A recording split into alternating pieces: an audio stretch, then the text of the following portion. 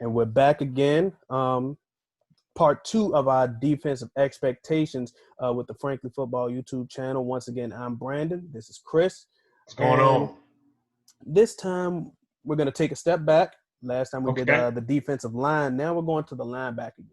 Right. Personally, I'm excited to talk about this position group because I feel like on the defense, it has the most talent. Jalen Smith Okay. and Leighton Vander Esch were two stars going into the 2019 season, and I feel Right. like they had a down year by their expectations, Yes. but it didn't really come from anything crazy. I feel like they're just fundamental understanding of their assignments Mm-hmm. was lost in the year, and that may be through coaching. Well, I think you returned around. You finally got a full year of Jalen Smith after his coming off his horrific knee injury and his pretty much his rookie year being like a redshirt year. Yeah. So you finally got a full year of him where he was able to move, have mobility, and show who he was. Leighton Vander Esch came out of nowhere, even though he was a first-round draft pick. There was a lot of questions of who he was, where he played, and could he handle doing what he had to do.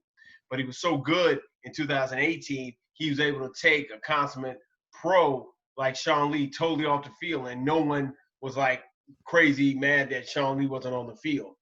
Going into the next season, you start seeing the one problem that the defensive line allowed to happen. People were able to get through the defensive line, guards and centers were able to put their hands on Jalen and Leighton, and that took away their effectiveness. Their effectiveness was to the point of going sideline to sideline and be able to run and make tackles.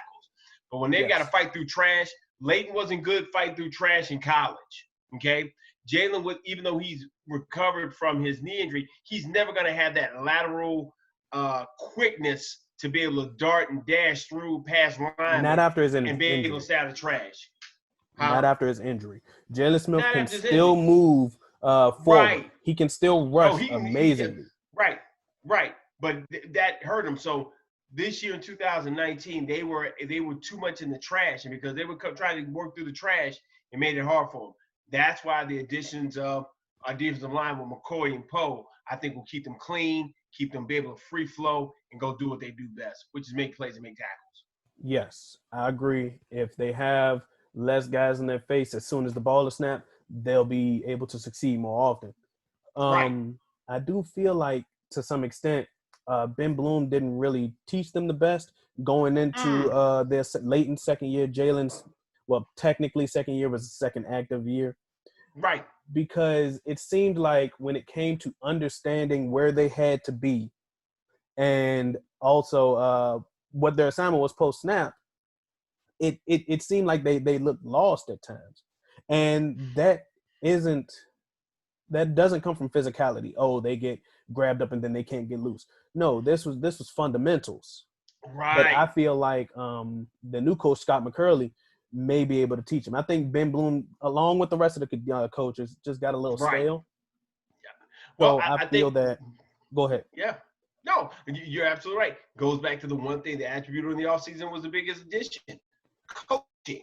You got Mike Nolan, who came from New Orleans, who was coaching linebackers, and with the coaches they bring over, now they're going to be able to teach them different nuances, some different techniques for these guys, and help them be able to exceed, meet their full potential. So I think that's a great thing. Also having Sean Lee back for one more year, and to be able to play his limited role, I think Sean Lee is better being able to be sprinkled through a 16, 20 game season than having to play every snap of a full season, because I know he's going to give me 8 games. And just a little taste of Sean Lee, just a little bit each game, just a little smidge, smidge, just a little sprinkle.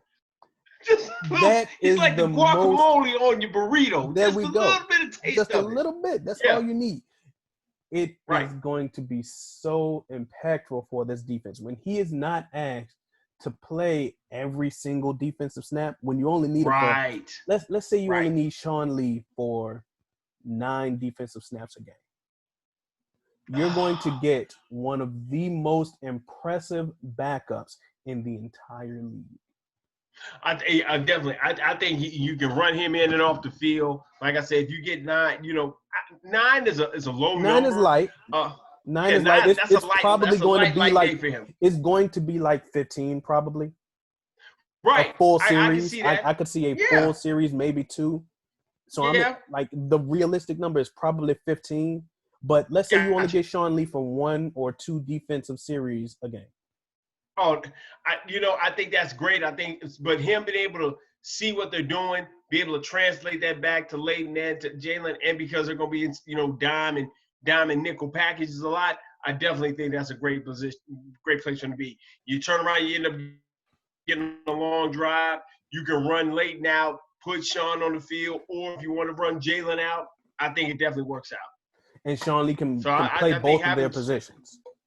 absolutely he can play either or. That's the beautiful part. But he can play either or and play at a high level. So like you're saying, him having to do maybe 2 to 3 series in a game is invaluable.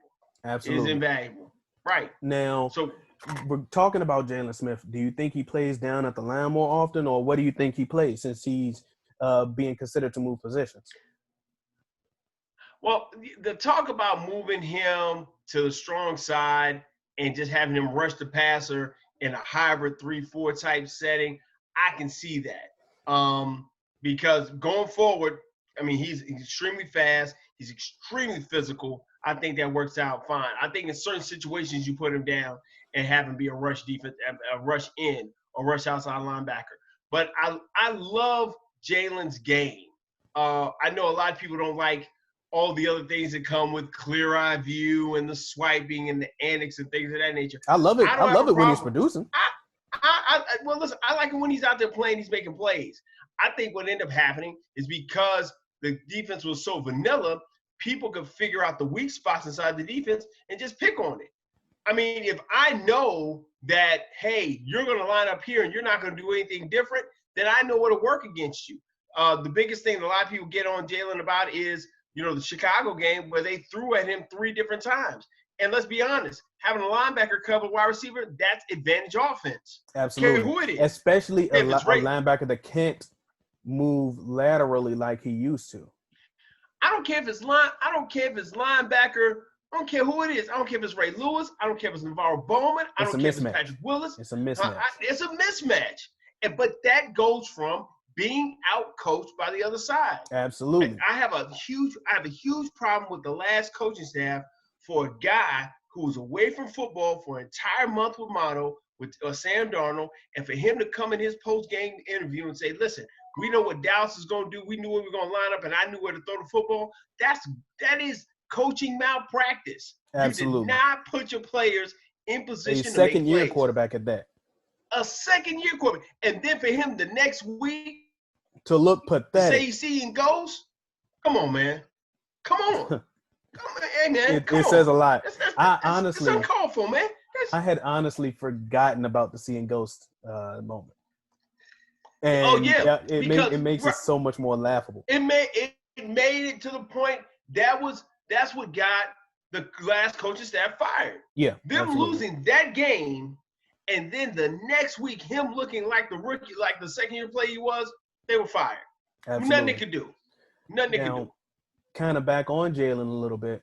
Historically, we've been able to count on him for 2 fumbles a year. Oh, yeah.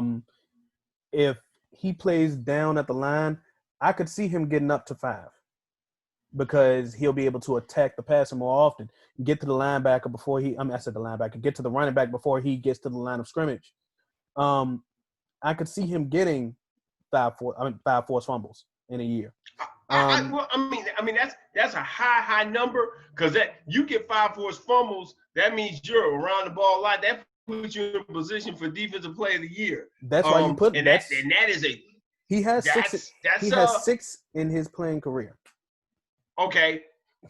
All right, so that's like 3 a year. Yeah, basically 3 a year. I mean that's. I mean you're gonna need more pressure to get more turnovers, and I think if you let those guys run free and move, I think you get the pressure and you get the result you want of making plays on the ball. I think you had that. I think last year you didn't have that because you didn't have adequate pressure from the defense, from the defensive line.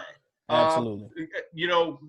Basically up the middle, causing people to make quick and bad reads for those guys to go make plays.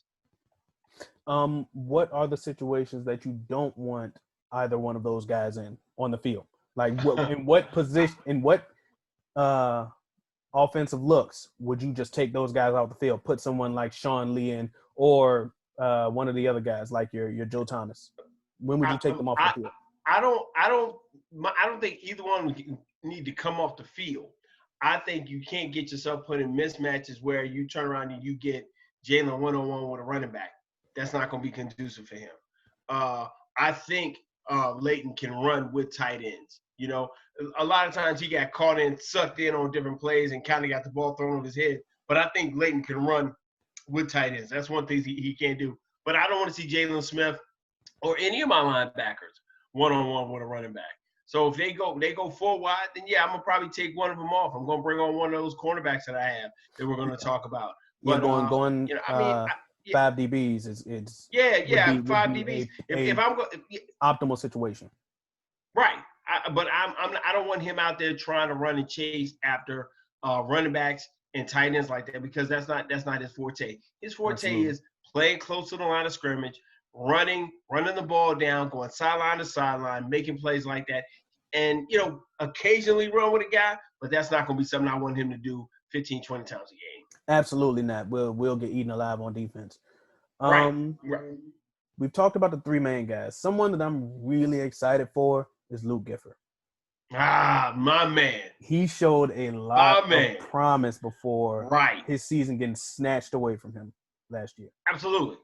I think him getting hurt, I think it was a high ankle sprain that he had after it was the third preseason game. Was it the third one? Was it the one against? I thought it was the one against the Rams. That was the one he hurt his ankle, or what? Was that the third one? He didn't play in the last preseason game. Okay. Well, whatever it was, him not being able to play this year, I think really hurt, because I think he could have gotten some snaps, maybe work on all 4 phases of the special teams, got that work in, and I think he's going to be a very valuable guy this year. I think he's your guy that walks you to the point of walking Sean Lee out the door, because he's able to do so much. He's big, he's rangy at 6'2", around about 245 pounds. That's what I think they had him listed at. So with him being at his size and range, I think he makes a great addition to the linebacker core. I think March Lillard, Joe Thomas, they're consummate pros. They can fill in for a spell. March Lillard's a special teams demon. And so I think that's fine. But I think, Luke Gifford is my next guy, and I'm looking at him to be able to come and take quality snaps and be able to play. I may be depending on Luke Gifford for a lot of special teams plays. Linebackers I'm gonna need all 3 of them. I'm gonna need all 3 of those guys. My 3 backup guys. But I like Luke Gifford's speed. He was everywhere that he needed to be in the preseason game that he shined. He played a lot in the second and third ones last year, and he was everywhere that he needed to be. I need that when stopping the opposing special teams unit short. Yeah. So I'm looking for him to compete for special team snaps, hopefully be that guy. And if he can sneak his way onto the field, then that's just icing on the cake for me this year. I wouldn't be surprised if someone like Justin March didn't make this team, because I'm keeping 6. I'm keeping. Okay. Well, no, we have 2 extra spots, so I'm keeping 7 linebackers. Okay. That 7th spot might be March Lillard's. Well, he's not doing Lillard anymore, but Justin March's way to stay on this team, because. So I mean, they're gonna be some undrafted guys. I think the Kamara kid is there. Yes. So I mean, when you're looking for guys, I think he makes it this year because of the COVID situation and having a shortened off season, and be able to get guys who are familiar with playing NFL speed football. But I can see one of those guys being gone. I want Kamara over Lillard specifically because of size. Kamara's 6'4". March Lillard is maybe 5'10", 5'11". Yeah. On special teams, I want that size. He's like 6'4", 245 or something like that. I want that size and movement on my special teams unit. If he could be the guy Okay. that'll jump up and swat an attempted onside kick, I want Gotcha. as many big guys as possible for my special teams unit, because the linebacker unit in particular, that's where I find a lot of my guys for the special teams unit. The linebackers and sometimes running backs, you see I Olawale think as a I lost fullback you. that Yeah. makes there. Oh, can you hear me? Yeah, I can hear you. I got you. I got you. Okay. You're good. Yeah. I Yeah, was that's all saying right. that linebackers are where I look for guys on my special teams unit. So I want as many good, sizey, quick linebackers as possible Okay. so that I can make my special teams unit succeed. And that's Okay. going to be another episode, of course. But I really like Kamara on paper. Okay. So you're saying if you had to have it your way, Mm-hmm. you would run with six or eight line. You would go with 6 linebackers. Seven You go because we 7. have 55 Okay. roster spots now. I will go 7. Okay. In Okay. a 53, I would have said 6. Okay.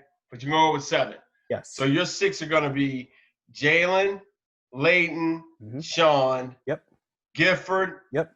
Joe Thomas, Yep. March, and Kamara. Yes. Okay. Okay. I like that. I like that. All right. Well, I mean, And that's just right now. Of course, I feel like, honestly, linebacker is one of those spots in camp where you see a lot of those new guys come in and make a claim to fame, like Luke Gifford did last year. right. Well, So they got a it could be chance. another guy that comes in out of nowhere. Yeah, having the ability to be able to cover is something that's huge in the NFL right now, because once you put a linebacker on the field, they're trying to find that way to play, get you in a mismatch. And if you can run, you can cover. I think that gives you an added advantage. And then being physical, that's always a good thing, because, like I said, you got guys who got size who can come in and fill holes and be able to make plays. So that makes sense. I like those 7. That makes sense to me. So, ideally, what does your linebacker unit look like on the field in the start of training? Well, but you're in nickel so much. So I'm going to take one guy off the field. Of course. So I'm running Layton and I'm running Jalen Smith majority of the time. If I go dime, I'm taking Jalen. I'm switching and I'm probably dropping Jalen down to rush, maybe a 3-4 look and rush Jalen from the edge and have Layton cover the middle. Yes. But there's not any scenario that comes up that I'm gonna want Leighton Vander Esch or Jalen Smith off the field, both of them at the same time. Oh no! If I don't have one on the field, I need to have the other one on the field at all times. At all times. Yeah, I'm a big fan of them potentially running dime a lot and having Jalen at the line of scrimmage to just cause a mismatch at the line. Right. Because somebody is gonna have to be free. D-Law is taken too. Even though we just did the D-line a little bit, I'm gonna touch on it just for a second. Gotcha. But I love the thought of having Jalen at the line, because that's what he does best. That's what he wants to do. He wants to go and get in the quarterback's face. Absolutely. So I want to give him every opportunity to do that. That'd be great. That makes sense, especially with you bring him there. That might even take a little bit of pressure off of D-Law. If anywhere you can bring pressure from any different direction, any different place, and it doesn't have to be stunted up, but it can be to the point of just pure athletic, kind of like how Alden Smith and Justin Smith did back in San Francisco, where Smith was being such a havoc at the defensive end position that it freed Smith to go do what he did. You can probably do the same thing for Jalen. I think that would help out a lot. Yep. But I really hope that Coach McCurley can help get them back into the right positions, because as long as the fundamentals are right, then it's so hard for them to not succeed at their jobs, because they are two very talented young men. Absolutely. I think they lost their way with fundamentals and fitting in certain areas, and then just trying to do too much, which when you try to do too much, you miss a lot of different things. That's led to a lot of missed tackles. That leads to a lot of missed assignments. Just trying to do too much because you want to stop the bleeding. That is the problem with the bend, don't break, I'm taking punches, passive type defense. When you're being aggressive and you're forcing the action, then you can play more freely and do what you need to do. But when you're to the point of, I don't want to give up the big play, I don't want to make the big mistake, you play timid. And that's the one thing you can't do on defense. Absolutely, especially not in the middle of the field. Because all day. You'll get eaten up on the short routes by tight ends and receivers in the middle all day long. Yeah, if you have a weakness in the middle. That's what they gave up. Yeah. But I think that's all that we got as far as the linebackers. You do with the linebackers. That's it. Really, really excited to see what this unit can do. Right. Because as far as the defense goes, they have the most potential, but they also simultaneously have the most to prove. No, I don't think they have the most to prove, but I think they have. Based on their performance last year. I think the next group we talk about has got the most to prove. Maybe. It's going to be exciting. Next, we're going to do cornerback. So, if you're a fan of Ball Hawks, please stay tuned. This is Frankly Football. I'm Brandon. That's Chris. Hit that subscribe button. Hit that notification bell. Man. We'll see you next time. Talk to you later.